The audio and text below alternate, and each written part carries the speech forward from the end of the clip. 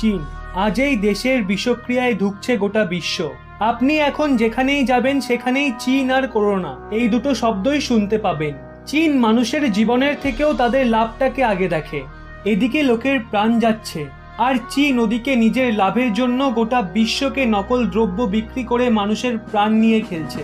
আর চীন শুধু এখনই এরকম হয়নি, আগেও তারা একই রকম ছিল। ওই দেশগুলিকে নিজের আওতায় আনা চীনের অতি প্রাচীন একটি ধর্ম।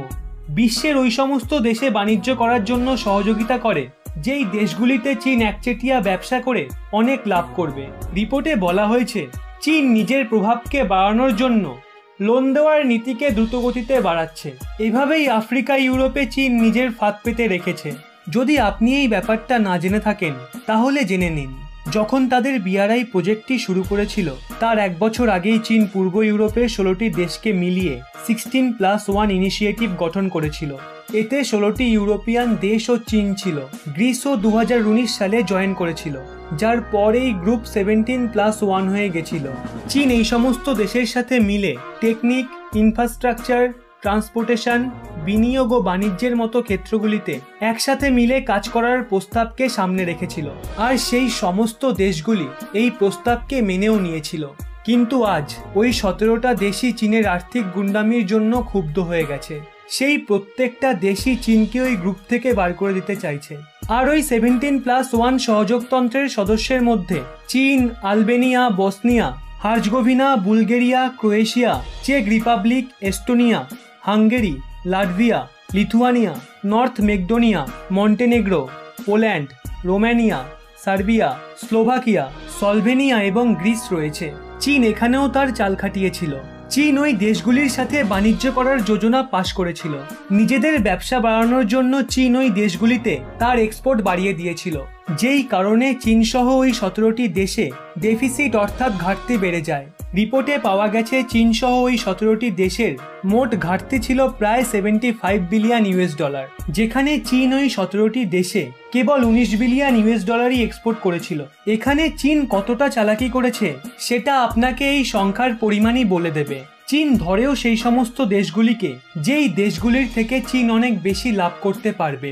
ওই সময়েই চীন থেকে সরাসরি বিদেশি বিনিয়োগ ধীরে ধীরে বৃদ্ধি পেয়েছিল। আর তার 75%ই মূলত 4টি দেশ, যথাক্রমে হাঙ্গেরি, চেক রিপাবলিক, পোল্যান্ড ও স্লোভাকিয়াতেই মজুদ ছিল। আর এই কারণে বাকি সদস্য দেশগুলি চীনের ওপর ভীষণ চটে যায়। সেজন্যই ওই দেশগুলি চীনের বিরুদ্ধে একত্রিত হচ্ছে। আর তাদের ওই গ্রুপ থেকে চীনকে বার করে 17+0 সহযোগতন্ত্রে চলার দাবি তুলছে। এখন ওই দেশগুলি মনে করছে তারা নিজেদের মধ্যে সহযোগিতা বাড়িয়ে চীনের থেকেও ভালো কাজ করবে। তাই এখন চীনকে ওই গ্রুপ থেকে বের করার প্রস্তুতি চলছে। আর তার সাথে সাথে যেখানে যেখানে চীনের অবিবাদ যোজনা চলছিল সেই সমস্ত দেশ চীনের চালাকি ধরে ফেলেছে। যবে থেকে চীনের মহামারী পৃথিবীতে ছেয়ে পড়তে থাকে তবে থেকেই চীনের দিন গোনা শুরু হয়ে যায়। চীনের এই ভুল গোটা বিশ্বকে এক করে দিয়েছে, যেটা চীন স্বপ্নেও ভাবতে পারেনি। চীনের যে বন্ধু রাষ্ট্রগুলো ছিল তারাও চীনের বিরোধিতা করছে। তারাও বলছে নিজেদের প্রয়োজনীয় জিনিস আমরা নিজেরাই তৈরি করে নেব। কিন্তু চীনের ওপর ভরসা আর না।